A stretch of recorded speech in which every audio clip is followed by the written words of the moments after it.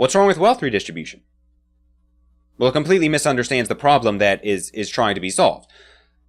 Okay, people look at it as there's poor people, and if only they had more money, they'd be able to buy all the things that they need, but they can't afford, right? So let's just redistribute some money to them, so then they'll be able to buy all the stuff that they need.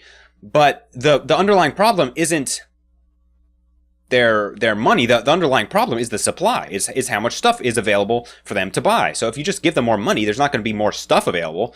Okay, there's not going to be more housing or healthcare or laptops, right? The amount of stuff is not going to increase by just giving money to the poor. So that's what the bottleneck is. The bottleneck is how much stuff there is to buy. That's what the bottleneck actually is.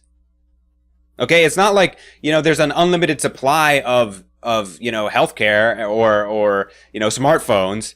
No, actually, retailers don't want to carry a bunch of extra stuff. That's literally costing them money if they have stuff just sitting on their shelves for no one to buy. No, they want to order exactly how much stuff they need, and manufacturers want to produce exactly how much stuff is needed, right? If they produce extra, then they lose money.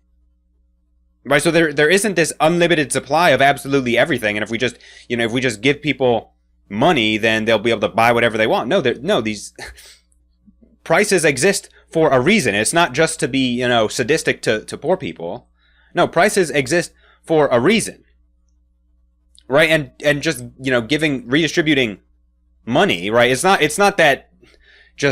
like it's just a disaster in and of itself to give people money. No, we can do whatever policy you want. I'm just saying people have this idea it's going to increase the availability of stuff. Well, it's not going to increase the availability of stuff. Okay. It's just going to throw a wrench in the economy and cause a bunch of, it's going to cause some inflation. It's going to cause, it's going to trigger false demand, and people are going, resources are going to be misallocated because, money is going to be spent in places that it shouldn't have been spent because people were spending money that, was earned by someone else, and everything's just going to be thrown out of whack, and there's going to be bubbles growing in the economy, which means, the bubbles pop and then there's closures and layoffs, and it actually does us harm in the long run. It actually hurts our ability to give the poor things that improve their lives, right? If we just let the free market play out, we're going to come up with better ways of producing products and services, right? We obviously have much better ways of producing, televisions and cell phones today than we did, when those devices first came out, right? Because we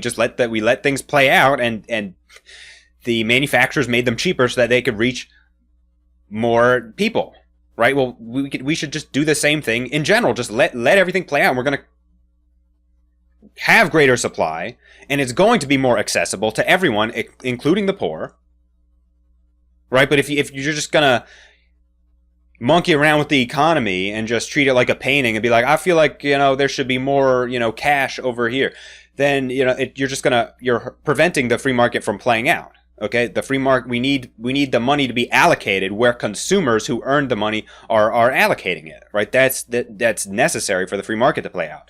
If the more redistribution and taxation and funny business you do with the state, the more you are diminishing the ability of the free market to do just that, to improve itself and to let the most competent forces rise to the top.